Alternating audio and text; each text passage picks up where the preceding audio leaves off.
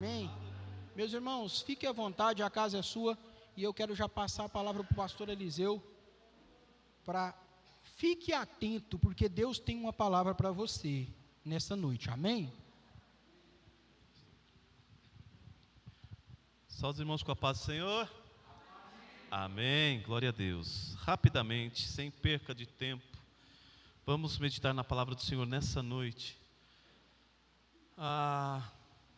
Nós falamos aqui já lemos aqui nessa noite, que Deus Ele é um Pai, e Ele sabe o que dá para os seus filhos, não é isso? Então o que eu tenho para falar para você nessa noite é: dê valor ao que Deus te entregou, dê valor ao que Deus te deu, para que Deus não tome de você. Dê valor ao que Deus te deu, para que Deus não tome de você. Pastor, Deus toma algo de nós? Vamos ler. Deus ele é mau? Não, Deus não é mau, Ele é justo. Se Ele te entregou algo e você não sabe cuidar daquilo que Ele te entregou, Ele vai requerer de volta. Amém? Vamos ler em Samuel, 1 Samuel capítulo 16, versículo 1.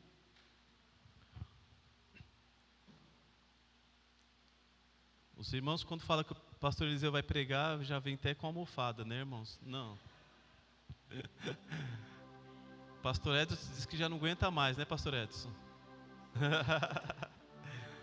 Não, mas hoje acho que não vai ser, não sei. Eu não sei, porque às vezes, irmãos, nada do que eu programei para falar eu falo. Então o Espírito Santo vai nos dando, conforme a gente vai falando e Ele vai colocando no nosso coração. 1 Samuel 16, 1 diz assim, olha: o Senhor disse a Samuel: até quando você irá se entristecer por causa de Saul? Eu o rejeitei como rei de Israel. Encha um chifre com óleo e vá a Belém, e eu enviarei a Jessé. Escolhi um de seus filhos para fazê-lo rei. Olha só, Saul, todo mundo conhece a história. Samuel já estando velho, os seus filhos começaram a liderar no lugar de Samuel. Samuel coloca os seus filhos para liderar a nação de Israel. E os filhos de Samuel estão lá em Berseba, liderando o povo de Israel. Só que os filhos de Samuel não andam no caminho do seu pai. E eles começam a fazer o que é mal. Eles começam a julgar erradamente o povo. Eles começam a aceitar propinas para julgar em favor de A ou de B. E aí o povo reúne e fala para Samuel, chama Samuel, os líderes de cada tribo chamam Samuel e fala: Samuel, nós não queremos o teu filho liderando, julgando a nós. Sabe, Samuel, seus filhos não andam no caminho que você andou. Agora, Samuel, nós queremos um rei. E Samuel se entristece. E aí Samuel vai falar com Deus, e Deus fala: olha, dê o que o povo está pedindo, porque não é a você que eles rejeitaram, é a mim. Eles não estão rejeitando a você, eles estão rejeitando a mim como rei. E aí Samuel faz todo o processo, Deus fala com ele quem é a pessoa, e Samuel chega em Saul. E Saul é ungido rei de Israel. Estou fazendo esse resumo. Você quiser saber bem da história, leia o livro de Samuel, 1º e 2º Samuel. Então ali Saul é ungido rei. E vai tudo bem até um certo tempo. Até quando Saul não começa a desprezar o que Deus tinha entregado na mão dele. Saul já não vê mais Deus como Senhor da sua vida. Saul começa a se achar o tal. E ele faz uma coisa que desagrada o coração do Senhor. Ele oferece holocausto, sendo que não era a função dele oferecer. Ele não espera Samuel, e ele faz uma coisa que não agrada ao Senhor. E o Senhor rejeita ele. Então Deus dá um reinado para Saul. E aí, pela coisa errada que Saul fez, não só aquilo, algumas coisas já vinham acontecendo e Deus já vinha se entristecendo. E aí a Bíblia vai dizer que o Espírito de Deus já não mais estava em Saul. E a Bíblia também vai dizer que um espírito mau da parte de Deus, permissão de Deus, já habitava Saul. E aí Samuel, ele começa a, meio que discutir, entre aspas, com Deus. Poxa, Deus, eu gosto tanto de Saul, Saul é um cara legal, poxa, E aí Deus fala isso para ele: Samuel, por que que você está se entristecendo por Saul? Eu já o rejeitei. Irmãos, a pior coisa na vida é você ser rejeitado por Deus. É a pior coisa. É um vazio que eu acho que aqui ninguém nunca experimentou. Por isso, quando Davi ele assume o reinado, uma das orações de Davi é: Senhor, não retires de mim o teu Espírito. Não retires de mim o teu Espírito. Davi tinha consciência. Davi ele viu o que aconteceu com Saul. O fim de Saul foi triste. Eu quero falar com vocês essa noite em rápidas palavras sobre 4 pessoas, 4 homens. Um deles foi Saul, que Deus deu o reinado para ele, e ele não valorizou. Por isso que a minha fala inicial: dê valor ao que Deus te deu, para que Ele não tire de você, para que Deus não tome de você. Não é porque Ele é mau, é porque Ele é justo. Ele é um pai justo. Ele dá o bom para os seus filhos, mas também, se o filho ele menospreza, Deus ele tira. Outro homem que, apesar de não ser um servo de Deus, mas Deus permitiu que ele assumisse uma posição e não valorizou, está lá em Daniel, capítulo 5 e 27. Daniel, capítulo 5, versículo 27. Olha só, o Senhor disse, aliás, um pouquinho antes, por favor, amor. Este é o significado dessas palavras. Mene, Deus contou os dias do teu reinado e determinou o seu fim. Continua. Tekel, foste pesado na balança e achado em falta. 28. Pérez, o teu reino foi dividido e entregue aos medos e persas. Sabe quem é esse aqui? Esse é o rei chamado Belsazar. Nabucodonosor, seu pai, a qual Deus chama de Nabucodonosor, o meu servo. Deus permitiu que Nabucodonosor pegasse, invadisse Israel e levasse cativo o seu povo, por ordem de Deus, por permissão de Deus. E Belsazar, ele herda o trono do seu pai. E num dia de festa, num dia de banquete, onde ele estava lá com as suas concubinas, com as suas mulheres, simplesmente ele põe na cabeça dele: pega lá as taças de ouro e de prata que meu pai pegou lá do templo de Israel, lá de Jerusalém. Traz, vamos beber nessas taças. Aí o que acontece? Uma mão começa a escrever na parede: Mene, Tekel, Parsim. E aí Deus, através de Daniel, revela o que está escrito naquela parede. Mene, Deus contou os teus dias do teu reinado e determinou o teu fim. Por quê? Porque você não valorizou, porque você não deu valor ao lugar que eu te coloquei, mesmo você não sendo meu servo, mesmo você não sendo, mas Deus permitiu que Belsazar tivesse aquela posição. E aí, ele não valoriza, ele pega as taças de ouro, pega as taças de prata e começa a beber naquilo que era sagrado. Não valorizou, Deus tira. Outro homem, e olha, a palavra de Deus vai dizer que naquela mesma noite, Belsazar morreu. Naquela mesma noite, o Senhor veio e tirou a vida dele. Outro homem, Juízes capítulo 13, versículo 2 a 5, Sansão. Juízes capítulo 13, versículo 2 a 5. Certo homem de Zorá, chamado Manoá, do clã da tribo de Dan, não tinha filhos, porque a sua mulher era estéril.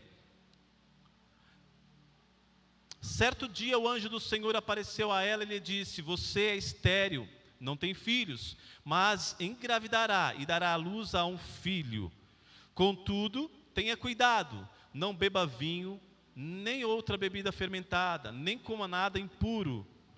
Você ficará grávida e dará à luz a um filho, em cuja cabeça não se passará navalha, porque o menino será nazireu, consagrado a Deus desde o seu nascimento.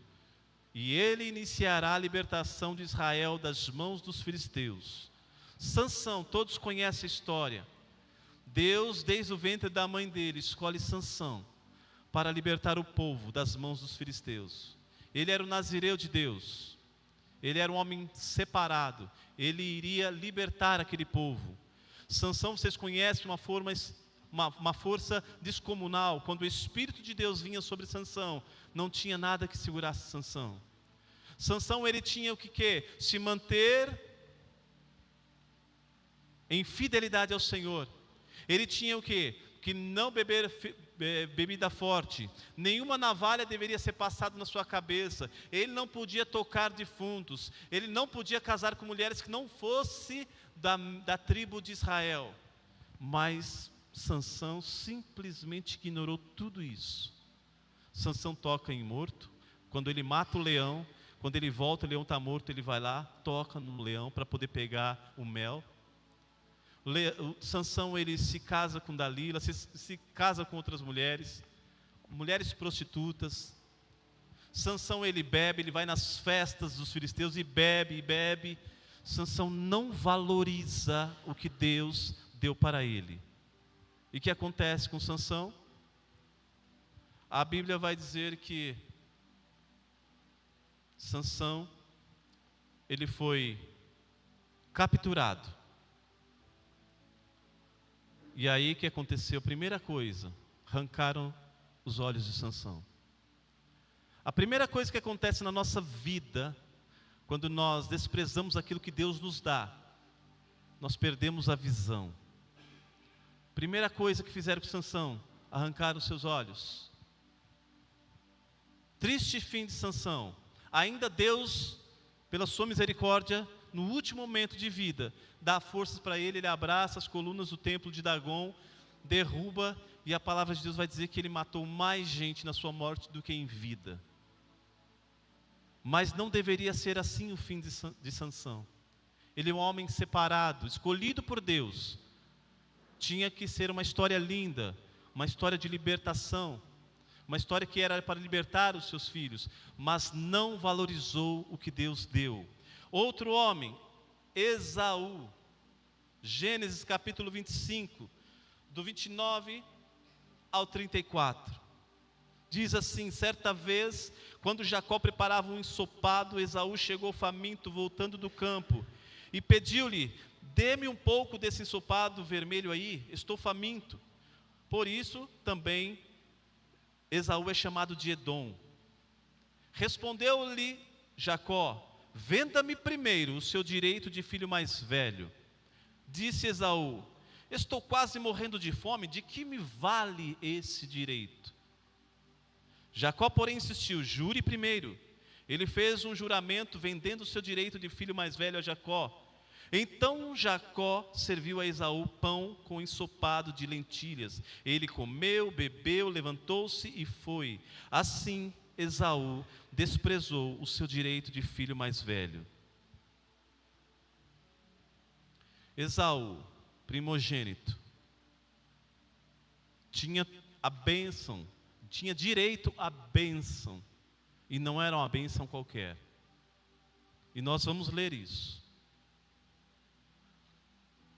Pega lá em Gênesis capítulo 27,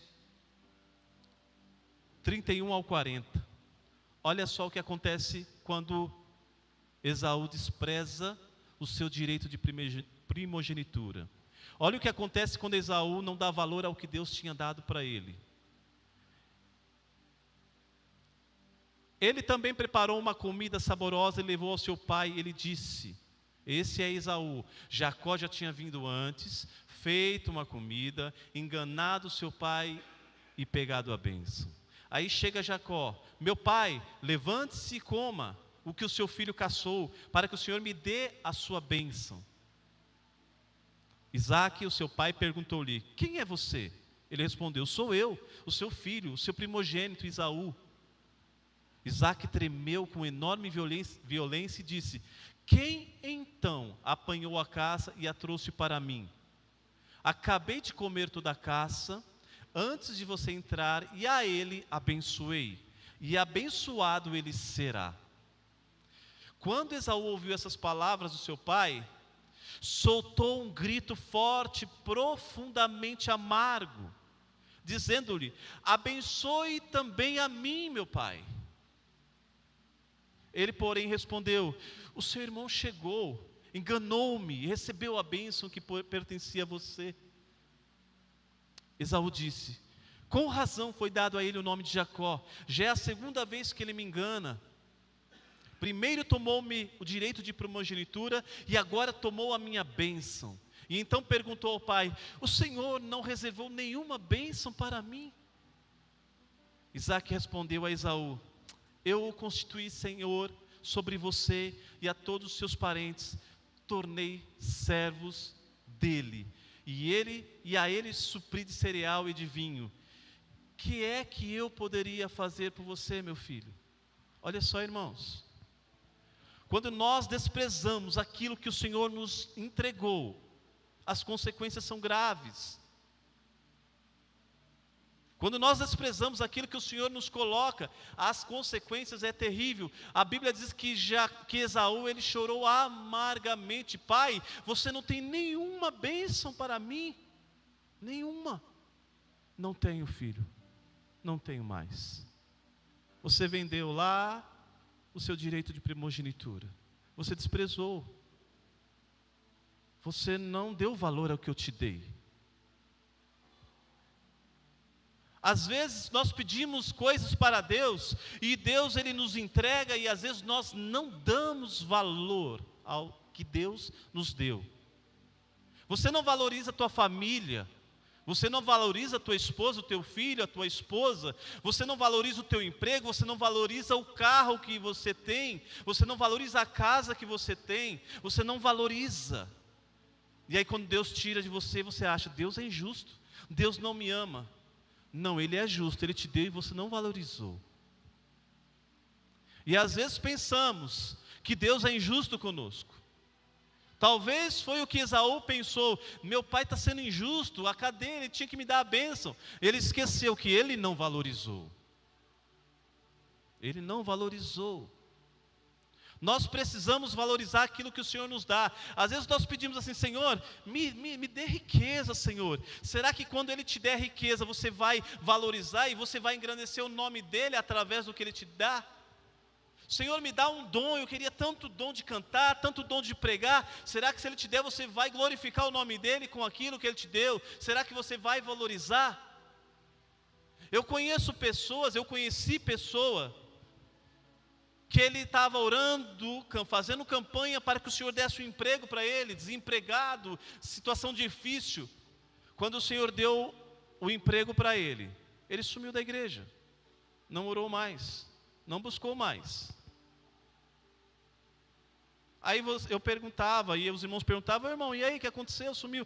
Estou muito cansado, eu não tenho mais tempo. Aí se Deus tira o emprego, aí ele volta. Nós precisamos valorizar o que Deus nos dá. Tem pessoas aqui que não estão valorizando nem a sua vida, o fôlego que o Senhor te deu, o ar que você respira. Tem pessoas aqui que já falou assim: poxa, Deus podia me levar, porque está dando tudo errado para mim. Valoriza o fôlego de vida que Deus te deu. Você foi escolhido desde o ventre da tua mãe. Você foi escolhido desde o ventre da tua mãe. Quando os seus ossos ainda não eram formados, o Senhor já te via, o Senhor já te escolhia. Valoriza o dom da vida. Você não precisa de muito, você precisa do suficiente. Às vezes achamos que precisamos de mais, de mais, de mais. Nós precisamos de o suficiente para vivermos. E o Senhor tem o suficiente para nós. Valoriza o ministério, valoriza o dom, valoriza o que Deus entregou na tua mão. Porque se você não valorizar, Deus tirará de você. Valoriza a tua família. Quantas pessoas, e as redes sociais estão aí, né, para nos encher a mente de, às vezes pensarmos que aquela família é tão legal, que aquela esposa é tão boa, que aquele marido é tão amoroso, que aquele cara é tão bem sucedido na sua empresa, que ele recebeu promoção, que ele viajou, e não valorizamos o suficiente que Deus nos dá para viver no dia a dia.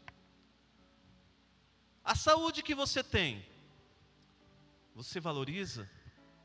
Vai lá no hospital, vai ver aquelas pessoas que elas dariam tudo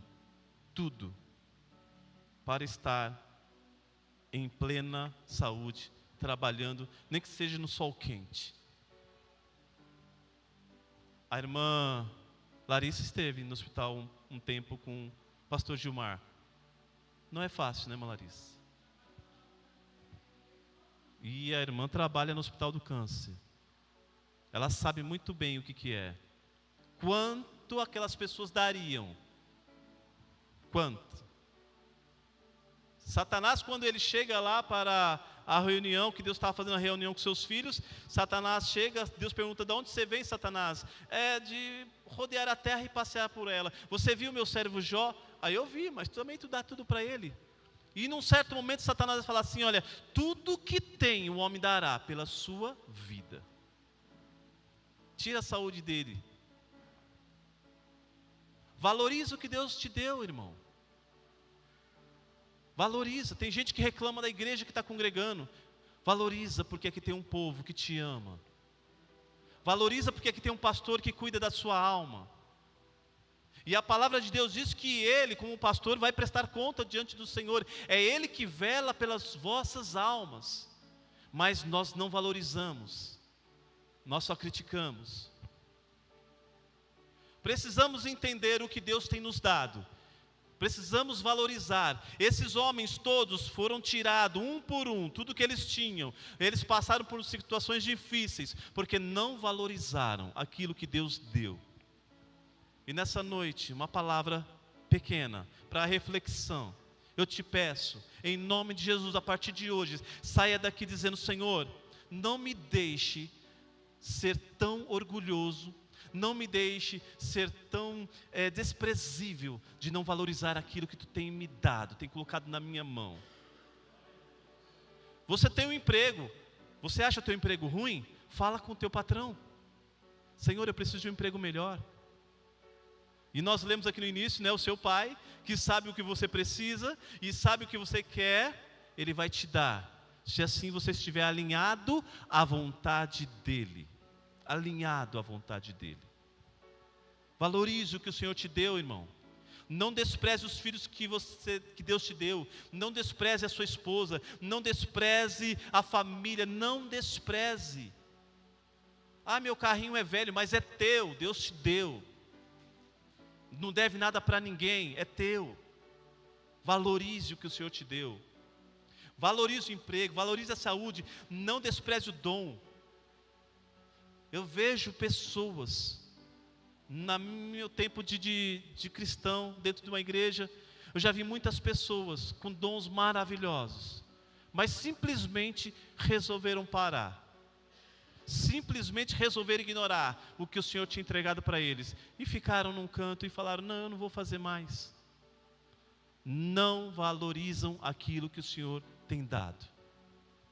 Nessa noite, eu quero deixar no teu coração essa palavra. Valorize. Entenda que se você não valorizar, o Senhor vai tirar de você.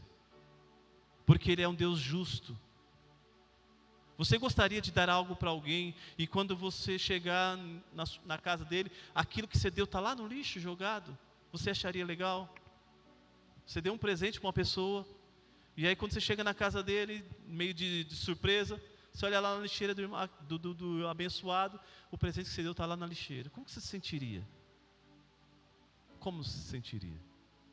É ruim, né? É assim que Deus se sente. quando Ele te dá algo e você não valoriza. Por isso que às vezes pedimos e não recebemos. Por isso que às vezes desejamos e não temos. Porque Deus sabe que se eu receber, eu não vou valorizar. Irmãos, fique de pé. Nosso tempo terminou. Quem entendeu essa mensagem nessa noite?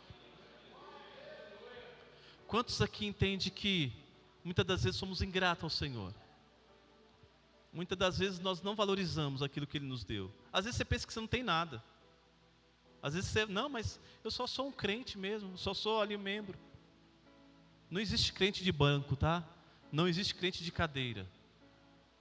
Todos nós temos um propósito diante do Senhor. Todos nós.